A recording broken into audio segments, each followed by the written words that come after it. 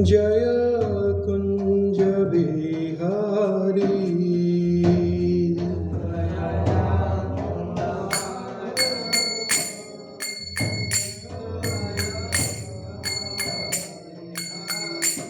जय गोपी जन वल्लभा, जय गिरवरधारी।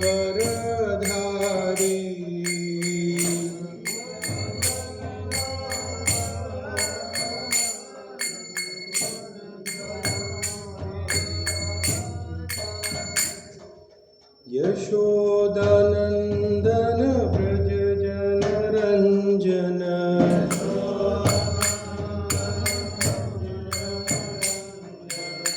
यशोदानंदन व्रज जन रंजन।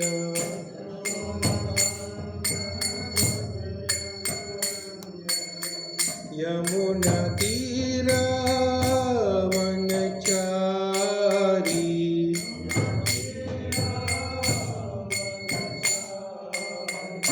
यमुना तीरा वनचारी।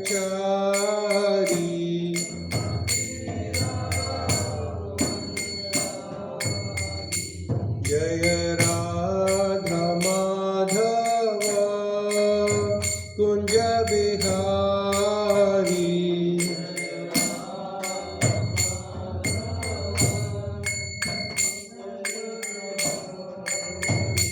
हरे कृष्ण कृष्ण कृष्ण हरे हरे, हरे राम राम राम हरे हरे। हरे कृष्ण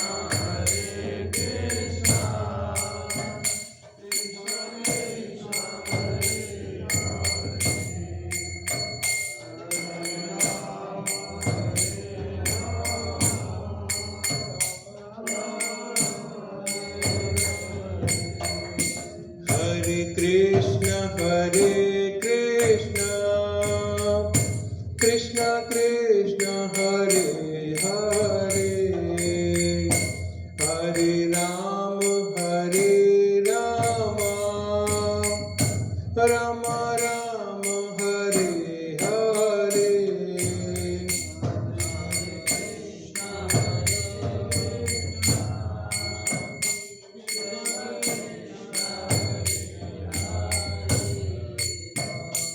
हरे राम राम राम हरे हरे। जय जय प्रभुपाद प्रभुपाद, जय जय प्रभुपाद।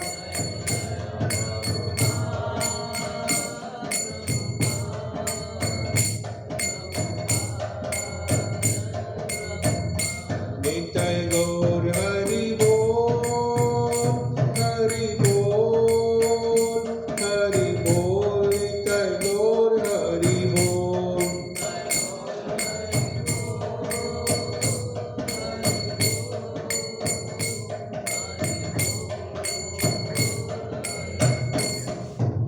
हरिनाम संकीर्तन की जय। जगत गुरु श्रील प्रभुपाद की जय। निताय गौर प्रेमानंदे।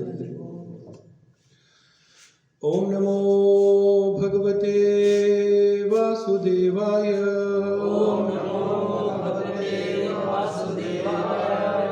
ओम नमो भगवते वासुदेवाय। ओम नमो भगवते वासुदेवाय। नारायणं नमस्कृत्यं नरं चैव नरोत्तमं, देवीं सरस्वतीं व्यासं ततो जयामुदीरये। नष्टप्रायेषु भद्रेषु नित्यं भागवत सेवया, भगवती उत्तम श्लोके भक्तिर्भवति नैष्ठिकी। हरे कृष्णा। हम आप सभी भक्तों का स्वागत करते हैं आज की प्रातःकालीन श्रीमद् भागवतम कक्षा में। और आज की कक्षा में हम स्कंद 10 अध्याय 14 और श्लोक संख्या 12 के ऊपर जो है आज की कक्षा में हम चर्चा करेंगे। और अध्याय का शीर्षक है ब्रह्मा द्वारा कृष्ण की स्तुति। श्लोक सामने है, आप भी पढ़ सकते हैं इसको साथ में। उत्क्षेपणं गर्भस्य पादयोः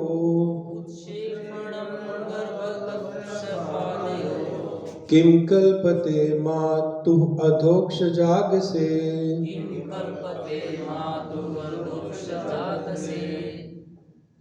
किम् अस्ति न अस्ति व्यपदेशभूषितम् त्वस्ति कुक्षे कियत् अपि अनन्तता। उत्क्षेपणं गर्भस्य पादयोः किं कल्पते मातुः अधोक्षजागसे। किम् अस्ति नास्ति व्यपदेशभूषितम् त्वस्ति कुक्षे कियदपि अनन्तः।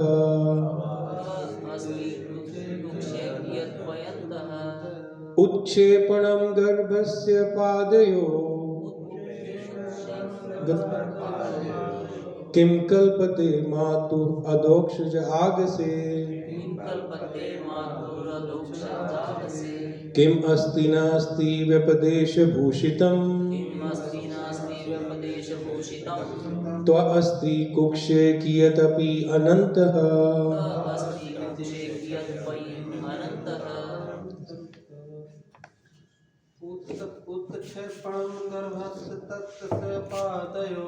उत्क्षेपणं गर्भस्य पादयोः किं कल्पते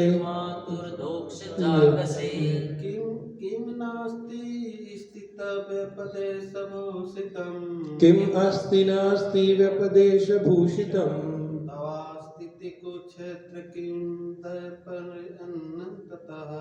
त्वस्ति कुक्षे कियदपि अनन्तः।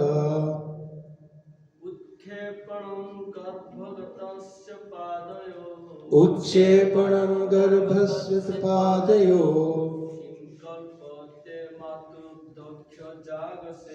किं कल्पते मातुः अधोक्षजागसे।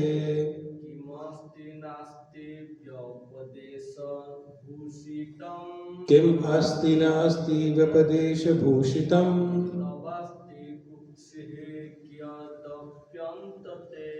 त्वस्ति कुक्षे कियदपि अनन्तः। उत्प्रेक्षणं गर्भगतस्य पादयोः उत्क्षेपणं गर्भगतस्य पादयोः किं कल्पते मातुर्धोक्षजागसे। किं कल्पते मातुः अधोक्षजागसे। किम् अस्ति नास्ति व्यपदेशभूषितम् किम् अस्ति नास्ति व्यपदेशभूषितम् त्वस्ति कुक्षे कियदपि अनन्तः। त्वस्ति कुक्षे कियदपि अनन्तः। शब्दार्थ उत्क्षेपणम लात मारना, गर्भगतस्य गर्भस्थ शिशु, पादयों दोनों पांवों का, किम क्या, कल्पते मूल्य है, मातुः माता के लिए, अधोक्षजः हे दिव्य प्रभु, आगसे अपराध के रूप में, किम क्या, अस्ति है, न अस्ति नहीं है, व्यपदेश उपाधि से, भूषितम अलंकृत, तब आपका, अस्ति है, कुक्षे उदर के, कियत कितना, अपि भी, अनंतः बाह्य। अनुवाद और तात्पर्य द्वारा कृष्ण कृपा मूर्ति अभय चरणारविंद भक्ति वेदांत स्वामी श्रील प्रभुपाद जी के द्वारा जगत गुरु श्रील प्रभुपाद की जय। हे प्रभु, अधोक्षजः क्या कोई माता अपने गर्भ के भीतर स्थित शिशु द्वारा लात मारे जाने को अपराध समझती है? क्या आपके उदर के बाहर वास्तव में ऐसी किसी वस्तु का अस्तित्व है जिसे दार्शनिक जन है या नहीं है कि उपाधि प्रदान कर सके।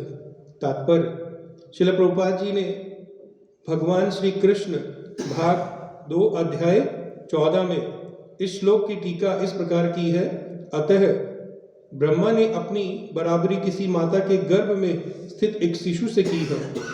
यदि शिशु गर्भ के भीतर हाथ पैर चलाता है तो वे माता के शरीर से छू जाते हैं, तो क्या माता से रुष्ट होती है? निसंदेह नहीं। इसी तरह ब्रह्मा भले ही महान पुरुष हों, किंतु न केवल ब्रह्मा अपितु हर वस्तु भगवान के उदर में स्थित है। भगवान की शक्ति सर्वव्यापक है। सृष्टि में ऐसा कोई स्थान नहीं है जहाँ यह शक्ति क्रियाशील न हो। सारी वस्तुएं भगवान की शक्ति के ही अंतर्गत विद्यमान है। अतः इस ब्रह्मांड के ब्रह्मा जी अथवा अन्य करोड़ों ब्रह्मांडों के ब्रह्मा भी भगवान की शक्ति के अंतर्गत स्थित हैं। इसीलिए भगवान को माता माना जाता है और माता के गर्भ के भीतर स्थित प्रत्येक वस्तु शिशु मानी जाती है। अच्छी माता कभी भी शिशु का अपराध नहीं मानती, भले ही वह अपने पांवों से माता के शरीर पर पाद प्रहार क्यों न करे। ओम अज्ञानतिमिरन्धस्य ज्ञानाञ्जनशलाकया चक्षुरुन्मीलितं येन तस्मै श्रीगुरवे नमः। श्रीचैतन्यमनोभीष्टं स्थापितं येन भूतले स्वयं रूपः कदा मह्यं ददाति स्वापदान्तिकं। वन्देऽहं श्रीगुरू श्रीयुतपदकमलं श्रीगुरून् वैष्णवांश्च श्रीरूपं साग्रजातं सहगणरघुनाथान्वितं तं सजीवं साद्वैतं सावधूतं परिजनसहितं कृष्णचैतन्यदेवं श्रीराधा कृष्णपादान् सहगणललिता श्रीविशाखान्वितंश्च। हे कृष्ण करुणा सिन्धु दीनबन्धु जगत्पते गोपेश गोपिका कांत राधा कांत नमस्तुते। तप्त कांचन गौरांगी राधे वृंदावनेश्वरी वृषभानुसुते देवी प्रणमामि हरिप्रिये। वाञ्छाकल्पतरुभ्यश्च कृपा सिन्धुभ्येव च पतितानां पावनेभ्यो वैष्णवेभ्यो नमो नमः। नमो विष्णुपादाय कृष्णपृष्ठाय भूतले श्रीमते भक्तिवेदांत स्वामी इति नामिने। नमस्ते सरस्वती देवे गौरवाणी प्रचारिणे निर्विशेष शून्यवादी पाश्चात्य देशतारिणे। नमो महावदन्याय कृष्ण प्रेम प्रदायिते कृष्णाय कृष्ण चैतन्य नाम्ने गौरीतुषे नमः। हरे कृष्ण कृष्ण कृष्ण हरे हरे हरे राम राम राम हरे हरे।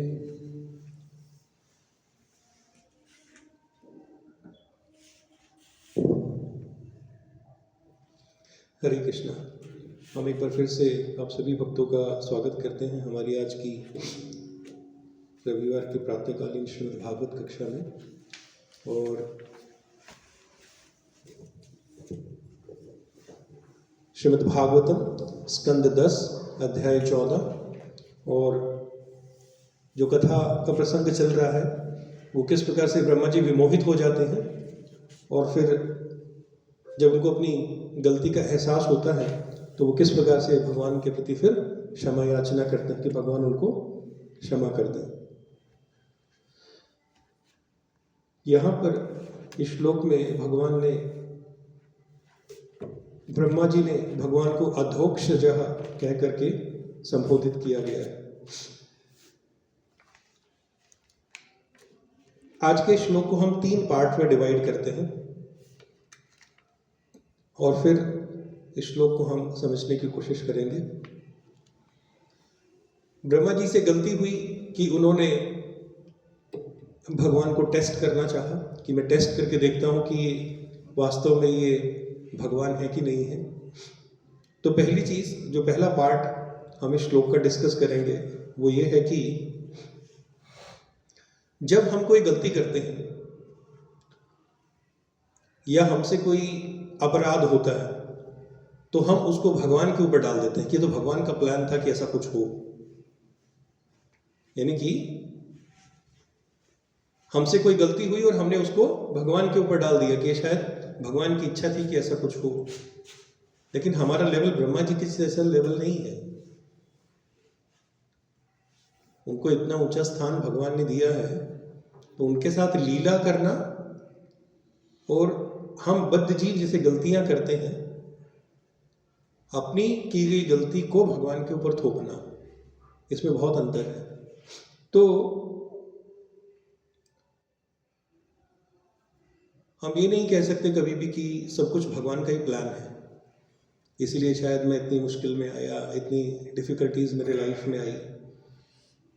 अगर कोई शराबी शराब पीता है और वो नशे में धुत है, कभी नाली में गिर रहा है, कभी रोड पे जो है गिर जाता है, तो क्या हम ये कहेंगे कि भगवान का प्लान है? अनेकों आज युवा हम देखते हैं कि संसार में सुसाइड करते हैं, जहर खा के मर जाते हैं, तो क्या वो भगवान का प्लान है? क्या हम कहेंगे कि भगवान का प्लान था कि ऐसे मरे ही? ये भगवान का तो प्लान नहीं हो सकता है। लेकिन हमारी क्योंकि बुद्धि दूषित है, ज्ञान है नहीं, अंधकार में भटके हुए हैं, तो हमें लगता है कि हर एक चीज बस भगवान का प्लान है और उनको फिर हम उसी तरह से अवलोकन करते हैं, उन चीजों को फिर हम उसी तरह से देखने की कोशिश करते हैं। लेकिन यहां पर हमें एक चीज समझनी होगी कि भगवान ने शास्त्र हमें दिए हैं और भगवत गीता में बहुत ही सुंदर तरीके से इसके बारे में बतलाया गया है और भगवान ने खुद एक्सप्लेन किया। और भगवान कहते हैं भगवत गीता 16वां अध्याय 24वें श्लोक में, 16वें अध्याय के 24वें श्लोक में भगवान जो है बहुत सुंदर तरीके से बता रहे हैं यहाँ पे। और भगवान कहते हैं तस्मात् शास्त्रम प्रमाणम ते कार्याकार्य व्यवस्थितो ज्ञात्वा शास्त्र विधो नक्तम कर्मा कर्तुम अर्हसि।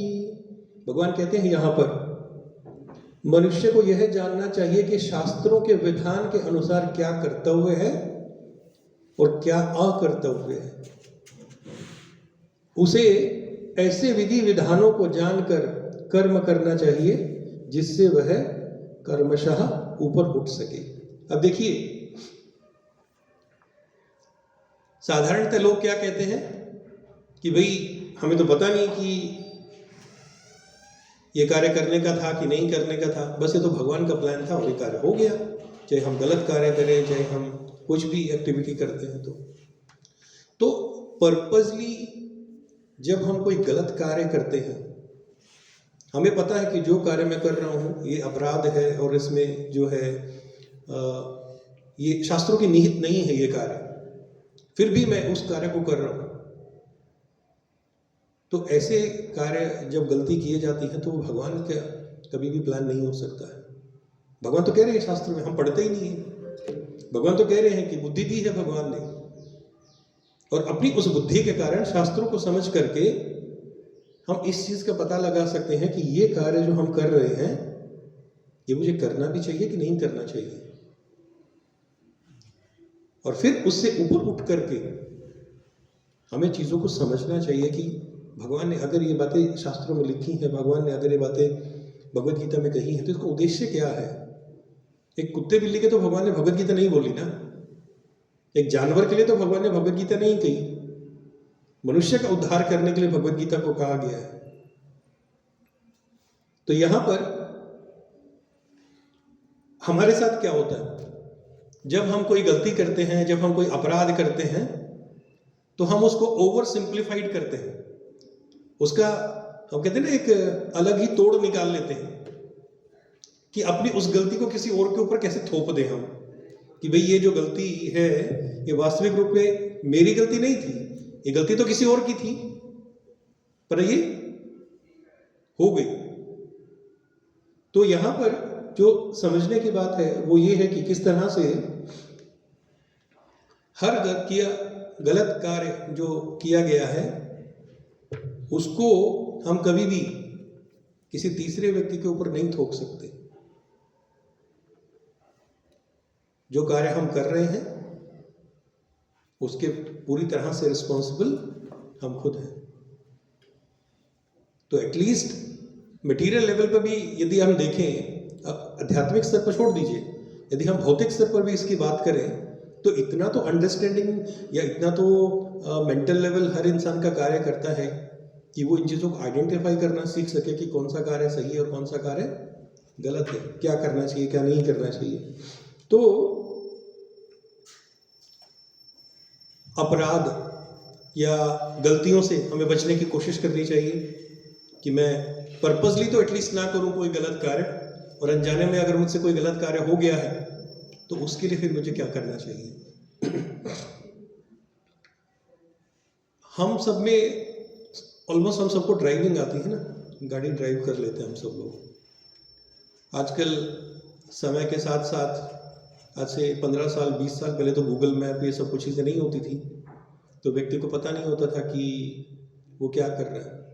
लेकिन आजकल तो गूगल मैप आ गया है, और ये जो गूगल मैप है इसका कनेक्शन भगवत गीता के साथ बहुत अच्छा है।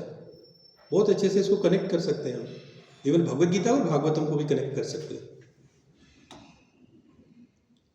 जब हम गाड़ी में गूगल मैप को सेलेक्ट करते हैं,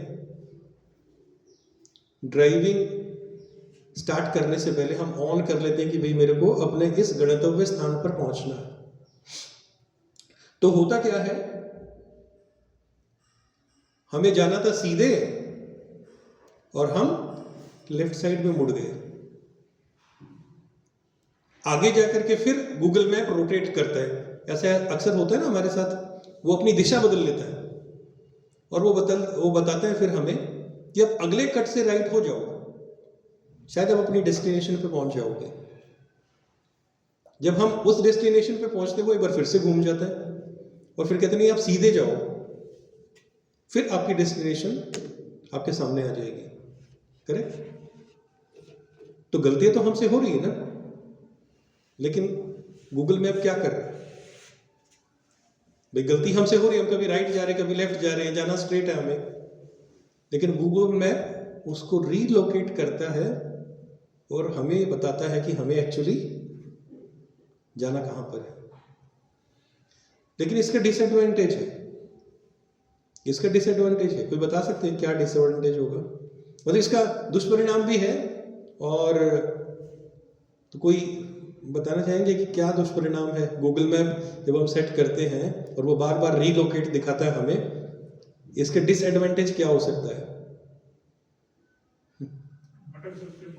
मार्ग से भटक सकते हैं। यस जी, रोड खराब हो या दाम लग रहा हो तो अपना साइड पर रखिए। ओके, और कोई इंटरेक्टिंग सा सेशन रखते, कुछ सीखने को प्रैक्टिकली भी मिलेगा।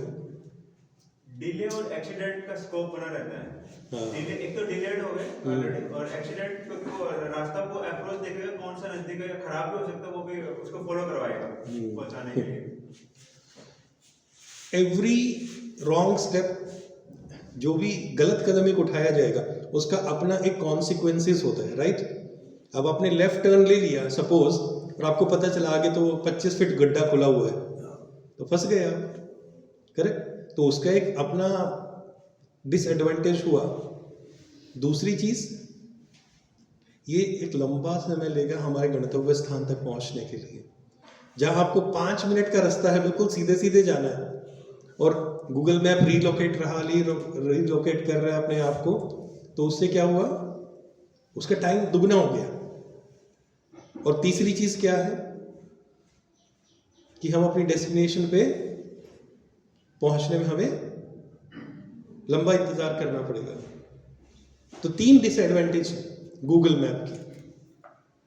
करेक्ट? अब इसको जब हम भगवद गीता या श्रीमद् भागवतम से कनेक्ट करते हैं, तो आपको क्या लगता है कि ये 3 रीजंस जो हमने गूगल मैप से जाने, ये हमारी भक्ति में कैसे हो सकता है? भक्ति में कनेक्ट कैसे करेंगे इसको? 3 कॉन्सिक्वेंसेस तो भक्ति में भी आते हैं ना, जो इसमें आ रहे हैं कॉन्सिक्वेंसेस। पहली चीज, जब हम पर्पसली कोई मिस्टेक करते हैं तो हर गलती का एक अपना कॉन्सिक्वेंसेस होता है, करेक्ट? कार्मिक रिएक्शन मिलेगा। कर्मा है, आपने गलत कार्य किया तो भोगना पड़ेगा उसको, उससे तो कोई नहीं बचा सकता है हमें। अब गलती की है, मार्ग से भटक गए हैं अपने, तो बहुत समय लगेगा भगवान के पास आने में। और तीसरी चीज क्या है? गंतव्य स्थान क्लियर नहीं है हमारा कि हमें जाना कहाँ पर है। तो गूगल मैप जैसे रीलोकेट करता है, ऐसे ही हमारी गलतियां भी हमें रीलोकेट करती हैं। और जब हमारी गलतियां या जो भी हम मिस्टेक्स करते हैं, जब वो जितना ज़्यादा रीलोकेट होती रहेंगी, उतना ही हमें समय लगेगा अपनी रिलेशनशिप को समझने में भगवान के साथ। उतना ही समय हमें लगेगा कि जिस एक स्टेप पे पर्पसली हम जो है गलत कदम उठा रहे हैं, वो कहीं ना कहीं हमें खींच देगा पीछे की तरफ फिर से, और व्यक्ति कार्मिक रिएक्शन से बाहर नहीं आ पाता है। और जब तक कार्मिक रिएक्शंस हमारे क्लियर नहीं होंगे, तब तक दूसरा मानव शरीर नहीं प्राप्त होगा, क्योंकि भक्ति तो मानव शरीर में ही की जा सकती है। अब पशु के शरीर में तो भक्ति नहीं कर सकते, तो होगा क्या? ये जो इतना सा सफर था, जन्म के बाद जन्म मिलता रहेगा और हम उसी साइकिल में भटकते रहेंगे और हमारी डेस्टिनेशन बहुत दूर चली जाएगी हमसे। तो ये बहुत ही, जितने भी हम प्रैक्टिकल अपनी लाइफ में एग्जाम्पल्स देखते हैं, चाहे वो गाड़ी का है चाहे किसी भी चीज़ का है, हर एक चीज़ हमें सिखाती है कुछ ना कुछ। सिर्फ इतना है कि उसको प्रैक्टिकली हम अप्लाई कैसे करते हैं अपने जीवन में, वो इम्पोर्टेंट है। इसके बाद में श्रील प्रभुपाद जी एक चीज़ और कहते हैं, और वो बताते हैं कि अगर कोई गलती हमसे होती है या हम अपने मार्ग से कभी भी भटक जाते हैं, तो हमें करना क्या चाहिए ऐसी स्थिति में, कैसे हम उस सिचुएशन से बाहर निकल सकते हैं। और इसका भी श्रील प्रभुपाद जी जो है भगवद गीता से उदाहरण देते हैं हमें, और भगवद गीता के माध्यम से ही हमें समझाने की कोशिश करते हैं। भगवद गीता 18वां अध्याय 61वां श्लोक, 18वें अध्याय के 61वें श्लोक में भगवान जो है बहुत ही सुंदर तरीके से इसके बारे में बताते हैं कि अगर ऐसी सिचुएशन हो जाए तब हम क्या करेंगे। तो 18वें अध्याय का जो 61वां श्लोक है वो कहता है,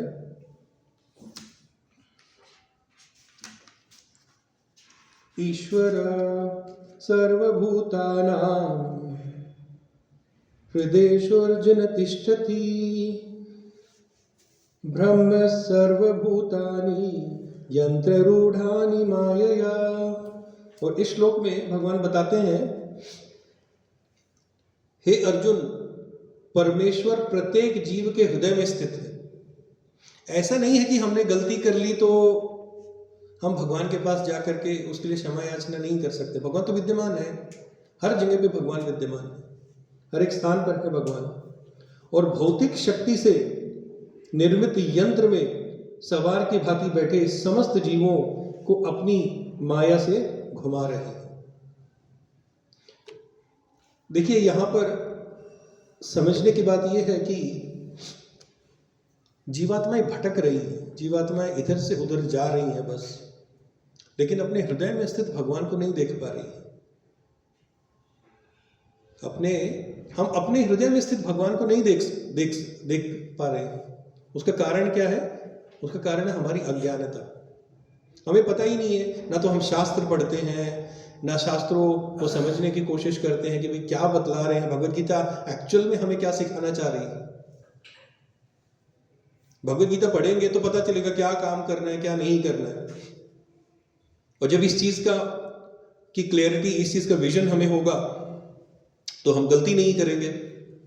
गलती नहीं करेंगे तो जो भगवान हमारे हृदय में विद्यमान है, उन श्री भगवान को हम सदैव देख पाएंगे, उनको हम जो है समझ पाएंगे कि भगवान एक्चुअल में हमसे क्या चाह रहे हैं। और फिर इसमें भगवान क्या कह रहे हैं? भगवान यहां पे कहते हैं कि बुद्धि दी है भगवान ने, और उस बुद्धि के द्वारा हम डिसीजन लेने की क्षमता जो हमारे अंदर है, उसके द्वारा हम एक प्रॉपर डिसीजन ले सकते हैं कि क्या कार्यों से हमें बचना चाहिए और किन कार्यों में हमें लगना चाहिए, ताकि इन कार्यों का हमें पूरा पूरा बेनिफिट मिल सके। ऐसे ही फिर भगवान एक चीज और कहते हैं कि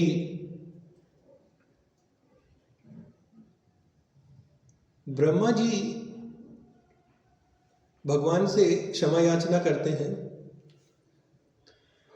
भगवान के प्लान में जब हम उनके पास पहुंच गए हैं, उस समय पर यदि हमसे कोई ऐसी त्रुटि होती है जो हमें भगवान की तरफ ले जा सकती है, तो उसको हम भगवान का प्लान कह सकते हैं। जैसे हम ये कह सकते हैं कि भगवान ने ब्रह्मा जी के साथ एक लीला की, ब्रह्म विमोहन लीला की, तो गलती हुई ब्रह्मा जी से, लेकिन वो प्लान किसका था? भगवान का प्लान था कि भगवान ऐसा करना चाहते थे। तो जो गलती ब्रह्मा जी से हुई, उसके माध्यम से एक एग्जाम्पल भगवान ने हमारे लिए सेट किया। लेकिन इसका मतलब ये नहीं है कि हम भी कल से ऐसी गलती करेंगे और देखेंगे कि भगवान हमारे साथ भी कोई लीला करते हैं कि नहीं करते। अगर हम ऐसा करेंगे तो हमसे बड़ा मूर्ख कोई नहीं है, क्योंकि हम अपनी तुलना किससे कर रहे हैं? ब्रह्मा जी के साथ में अपनी तुलना कर रहे हैं। अब भगवान जो है जीवात्माओं के हृदय में बैठे हैं, जीवात्माएं इधर से उधर भटक रही हैं। कुछ जीवात्माएं सौभाग्य से भक्तों के संग में आ जाती हैं, उनको पता चलता है कि जो गलती उनसे हुई है उसका निवारण क्या है, उसका कैसे वो निवारण कर सकते हैं। दो चीज़ें होती हैं, एक होता है कंटेम्पलेट करना, पश्चाताप करना। फिर गलती है तो पश्चाताप तो करना पड़ेगा ना। लेमेंटेशन और कंटेम्पलेशन दोनों में बहुत अंतर है। बस हम जो है एक जगह पर जाकर के बैठ गए कि भाई ये हो गया जीवन में, और अब तो सारा जीवन मेरा जो है वो बेकार, अब तो मैं कुछ कर ही नहीं सकता। एक कंटेम्पलेशन होता है कि चलो ठीक है, जो हुआ वो एक पास्ट था, गलती हो गई, अब मुझे क्या करना है उस स्थिति से बाहर निकलने के लिए। वो कंटेम्पलेशन बहुत इंपॉर्टेंट है।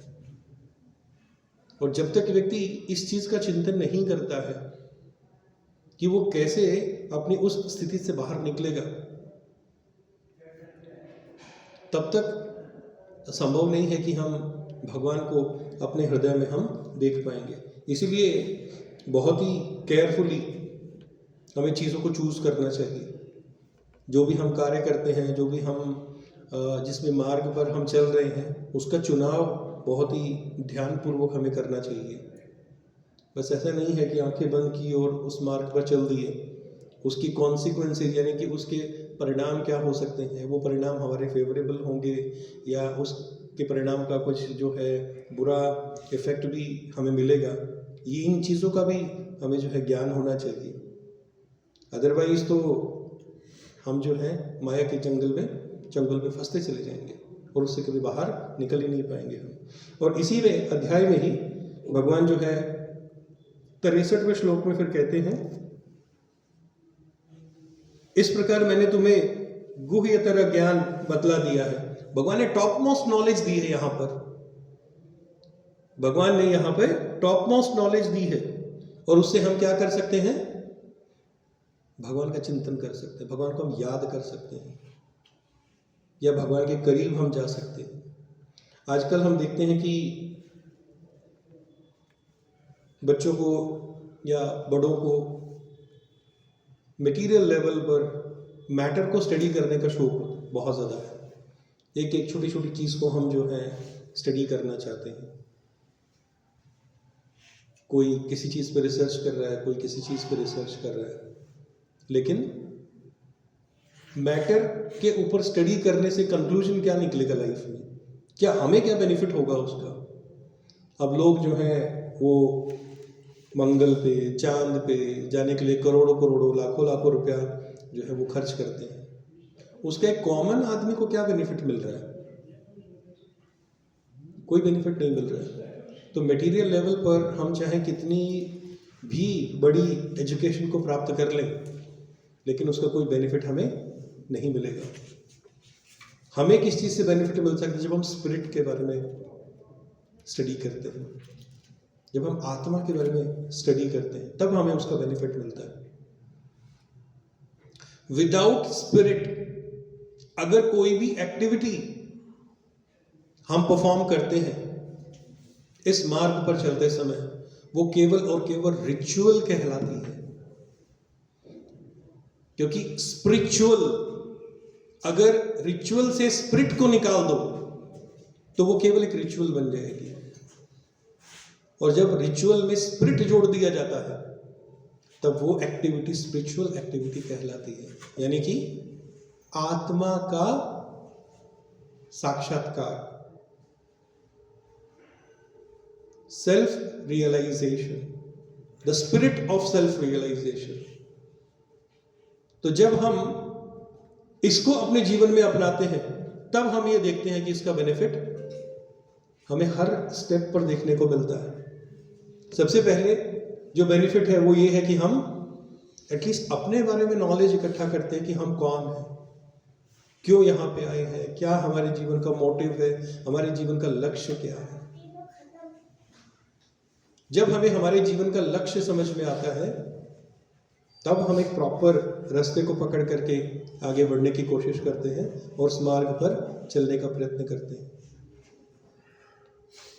फिर इसी में भगवद गीता में आगे भी भगवान जो है बहुत सुंदर तरीके से समझाते हैं और कहते हैं कि किस प्रकार से भगवान ने कहा है सर्वधर्मान परित्यज्य, कि हर प्रकार के जो अलग अलग धर्म हमने पाल लिए हैं उनको छोड़ करके हमें किसकी शरण में जाना चाहिए? भगवान की शरण में जाना चाहिए। तो पहला पार्ट हमने डिस्कस किया कि हम गलतियां करते हैं और अपनी उन गलतियों को भगवान का प्लान बताते हैं।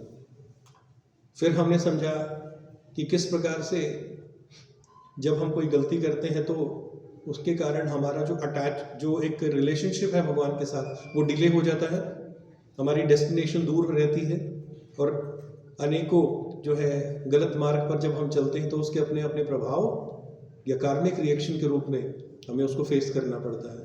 फिर हमने एक चीज़ समझी कि किस प्रकार से शास्त्रों के माध्यम से भगवान ने ये बुद्धि हमें प्रदान की है कि कौन सा कार्य हमें करना चाहिए, कौन सा कार्य हमें नहीं करना चाहिए, किस मार्ग को अपने लिए चुनना है और किस मार्ग को अपने लिए रिजेक्ट करना है, वो हमारे हाथ में है। फिर इसके बाद में भगवान को अधोक्षजा कह करके इस श्लोक में संबोधित किया गया है। अधोक्षजा, अधोक्षज का मतलब क्या होता है? अपनी इन भौतिक इंद्रियों के द्वारा हम भगवान को नहीं जान सकते। भाई भगवान को सरेंडर तो तभी करेंगे ना। अब किसी व्यक्ति के प्रति समर्पित हम कब होते हैं? जब उस व्यक्ति के बारे में सब कुछ जानते हैं।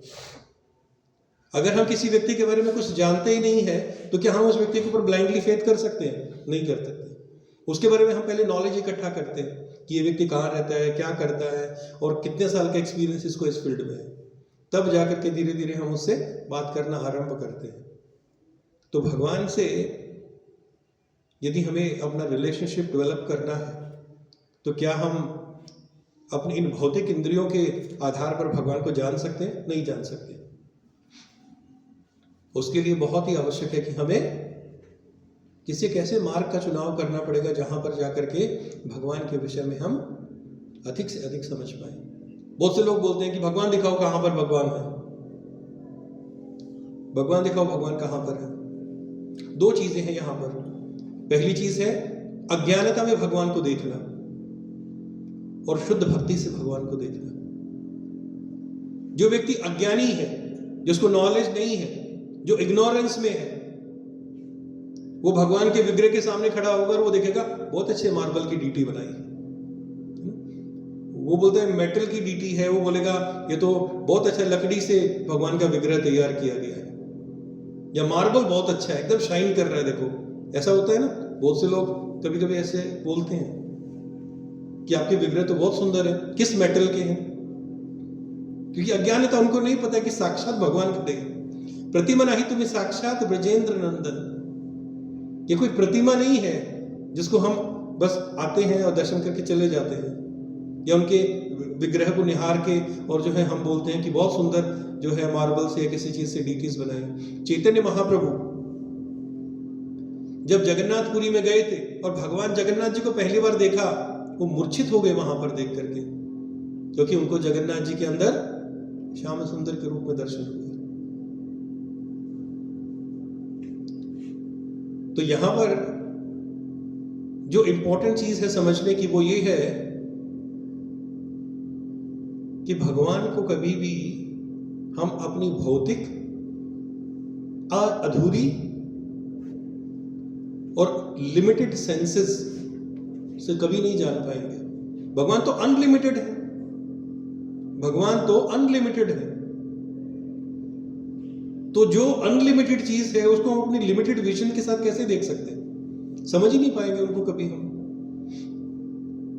उसके लिए किस चीज की जरूरत होती है? अज्ञान से बाहर निकलने की जरूरत होती है। दिव्य चक्षु चाहिए उसके लिए, भगवान को देखने के लिए।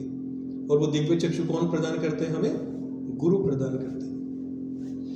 तभी हम केवल भगवान को जान पाएंगे।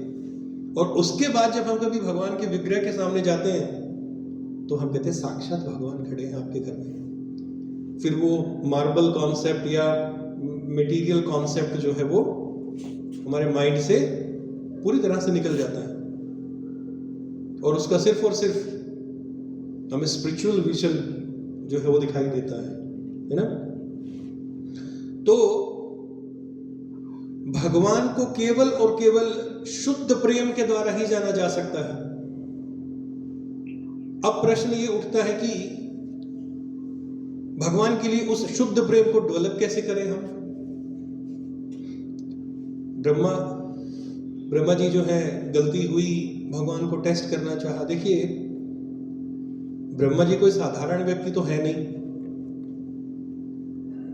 उनको लगा कि नारायण कैसे एक बालक के रूप में आ सकता है? भाई नारायण तो जो है इतने ऐश्वर्य से उसकी सेवा होती है, और ये तो छोटा सा कोई बालक है, ये भगवान कैसे हो सकता है? और फिर उनको टेस्ट करना चाहा,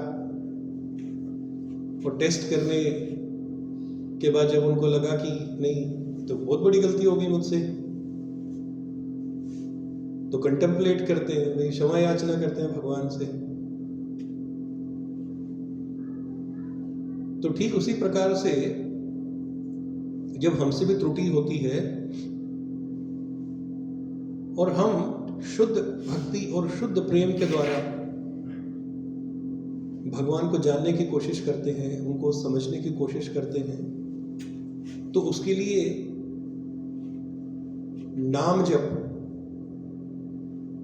नाम जप की महिमा का महत्व बतलाया गया है।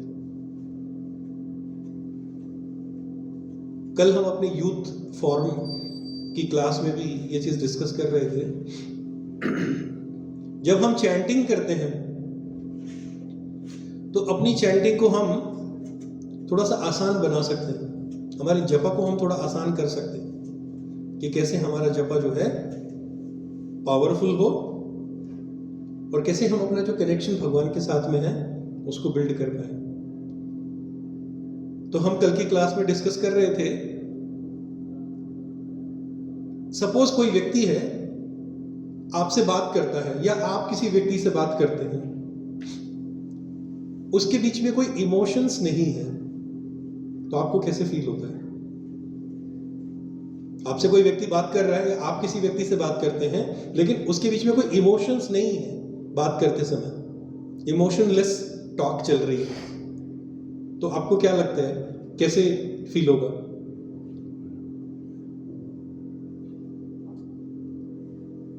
कैसे लगेगा हमें? बोलिए बोलिए प्रजी, बहुत इंपॉर्टेंट चीज है। रोबोट ओके, और कोई बताइए? लेफ्ट आउट फील होता है। ओके, यदि हम किसी व्यक्ति से बात कर रहे हैं, कोई व्यक्ति हमसे बात करता है, उसमें इमोशंस नहीं है बीच में, तो हम कहते हैं अरे क्या व्यक्ति है तू, तेरे अंदर इमोशन नहीं है, तू कैसी बातें करता है मेरे साथ? नहीं, या इतनी दोस्ती है हमारी, तेरे इमोशंस कहाँ चले गए? आज तो एकदम से रूखी रूखी बातें क्यों कर रहे हैं? तो पहली चीज़, जब हम किसी व्यक्ति से बात करते हैं और उसमें इमोशंस नहीं है तो वो कन्वर्सेशन एकदम ड्राई कन्वर्सेशन होती है। हम कहते हैं ना, रूखी बातें क्यों कर रहा है आज तू तो बड़ी अच्छी अच्छी बातें करता था, ये रूखापन कहाँ से आ गया तेरी बात में? तो पहली चीज़ होती है रूखापन आना। दूसरी चीज़, हम कहते हैं अरे खोखली बातें क्यों, तू खोखली बातें कब से करने लगा? शैलो, एकदम से अंदर से खोखलापन होता है उसके अंदर। तो जब हम किसी के साथ कन्वर्सेशन करते हैं, जब हम किसी के साथ बात करते हैं और उससे ये इमोशन वर्ड को निकाल दें तो हमें कितनी तकलीफ होती है।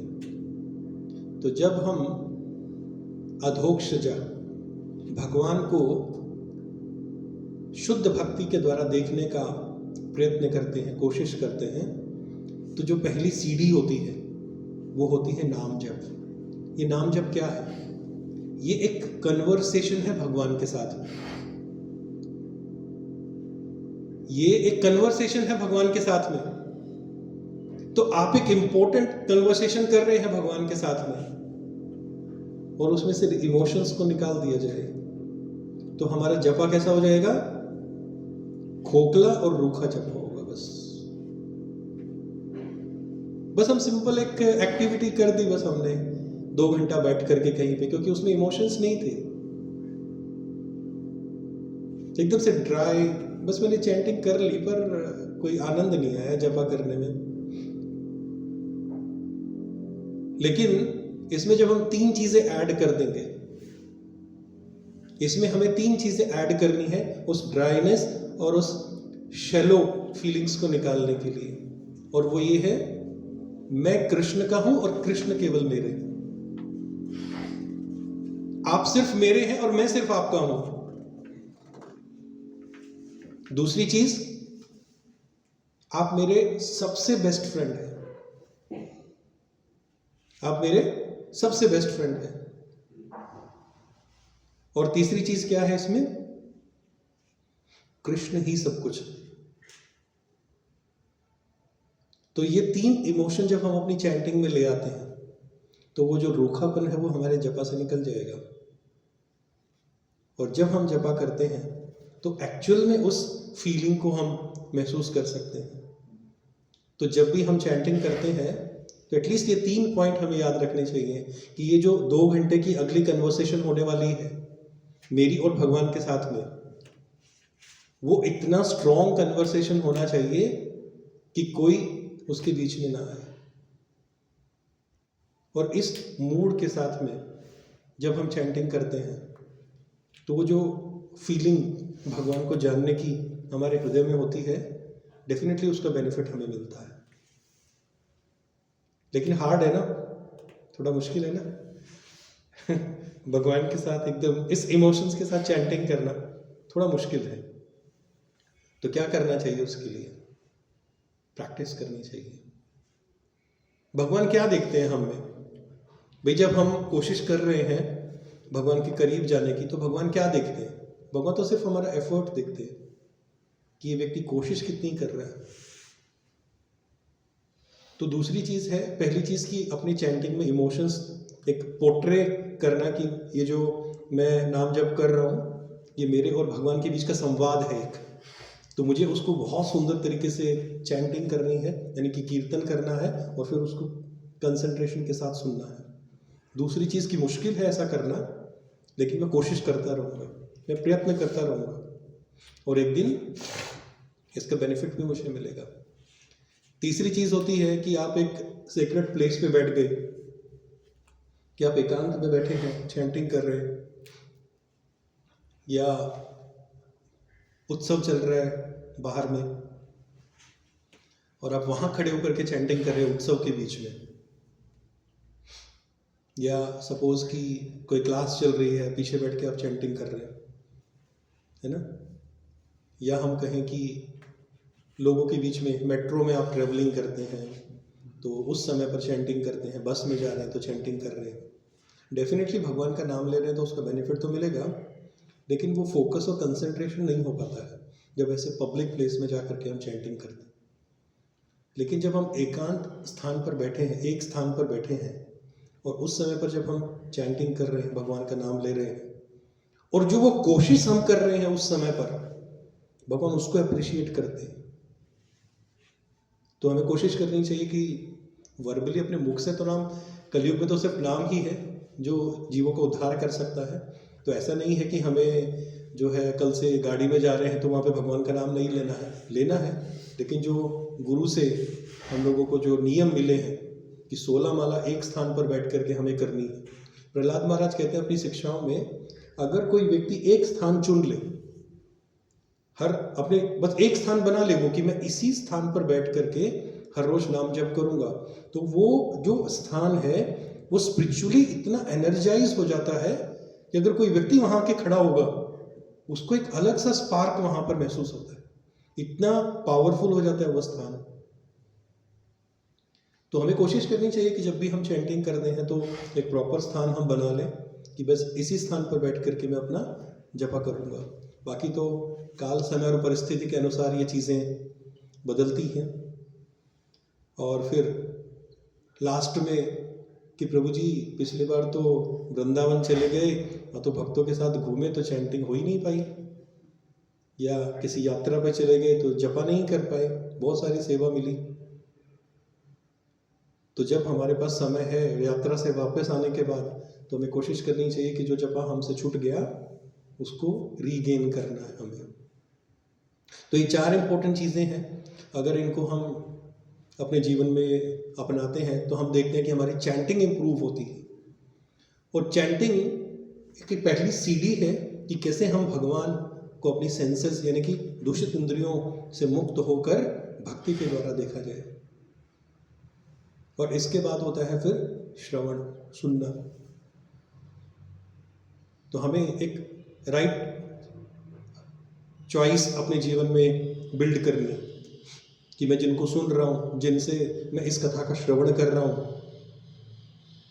उन पे मुझे कितना विश्वास है, या वो कितने प्रामाणिक हैं और किस प्रामाणिकता से वो जो है इन चीज़ों को मेरे सामने रख रहे हैं। तो हम देखेंगे कि जब हम इन चीज़ों को भी अपने जीवन में बदलाव लेकर के आते हैं कि मुझे किससे सुनना है, किससे नहीं सुनना है और उसका बेनिफिट मुझे क्या मिलेगा, तो हम देखते हैं कि ये भी हमारी हेल्प करता है कि हम जो रिलेशनशिप भगवान के साथ अपना बिल्ड करना चाहते हैं वो रिलेशनशिप हमारा स्ट्रांग होगा भगवान के साथ में। और फिर अंत में भगवान के सामने जाकर के क्षमा याचना करना। ब्रह्मा जी उदाहरण दे रहे हैं एक माँ का कि किस प्रकार से जब एक छोटा बालक माता के गर्भ में रहता है और वो माता को अगर अंदर से लात भी मारता है तो माता ये नहीं सोचती कि कोई अपराध कर रहा है, वो उसको अपने बालक का प्रेम समझती है। करेक्ट? तो ठीक भगवान भी उसी तरीके से, हम गलतियां कर रहे हैं लेकिन फिर भी भगवान अपॉर्चुनिटी दे रहे हैं हमें। भगवद गीता में बताया भगवान ने कि अब तक जो हो गया उसको छोड़ दो, इसके आगे मैं संभाल लूंगा, लेकिन आप समर्पित हो जाओ। अब भगवान ने भगवद गीता में बताया कि समर्पण करना कैसे है। समर्पित होने के लिए तो भगवान ने कह दिया, लेकिन बताया नहीं कि प्रोसेस क्या है। वो चैतन्य महाप्रभु ने बताया कि ये प्रोसेस है और आप इस प्रोसेस पे चलोगे तो हम भगवान को शरणागति प्राप्त कर सकते हैं। तो आज का ये जो श्लोक है श्रीमद् भागवत का, इसमें प्रैक्टिकल एप्लीकेशन बहुत ज़्यादा है। अपनी गलतियों को समझना, अपनी गलतियों से सीखना, फिर कंटेम्पलेट करना और फिर अपनी गलती को एक्सेप्ट करके भगवान से प्रॉमिस करना कि अब तक जो हो गया हो गया, इसके बाद मैं कोशिश करूँगा कि मैं एक अलग मार्ग पर भक्तों के संग में रह करके इन चीज़ों को सीखने की कोशिश करूँ। और इस तरह से जब भगवान के चरणों में हम क्षमा याचना की जो है विनती करते हैं कि भाई मैं तो मूर्ख हूँ, अधम हूँ, कुछ नहीं जानता, आप तो दयालु हैं, तो भगवान से उनकी कृपा की याचना करना। तो ये एक मार्ग है कि किस प्रकार से हम अपने जीवन में भक्ति को और ज़्यादा स्ट्रॉन्ग कर सकते हैं। तो यही जो है आज के श्लोक से हमें शिक्षा प्राप्त होती है कि हमें किस तरह से अपनी गलतियों को सुधारने की कोशिश करनी चाहिए, शास्त्र को फॉलो करना चाहिए और शास्त्र के अनुसार हर एक कार्य को करना चाहिए कि शास्त्र किस कार्य की अनुमति देते हैं, किस कार्य की अनुमति नहीं देते हैं। शास्त्रों को एक अपना मैनुअल बना लेना चाहिए कि ये मेरा इस यंत्र रूढ़ानी माया, ये जो यंत्र है, जो शरीर मेरे पास में है, इसको चलाने का जो मैनुअल है वो भगवद गीता और श्रीमद् भागवत है। कि किस तरह से हम इन मैनुअल्स को अपने जीवन में अपना करके अपनी लाइफ को और बेटर कर सकते हैं, अपनी परफॉर्मेंस को इम्प्रूव कर सकते हैं हम, जिससे भगवान की प्राप्ति हमें जल्दी से जल्दी हो। ग्रंथराज श्रीमद् भागवतम की जय, जगत गुरु श्रील प्रभुपाद की जय, उपस्थित गौर भक्त वृंद की जय। किसी का कोई प्रश्न है? Thank you very much. हरे कृष्णा। फिर इसका काम चेतन गुरु जी की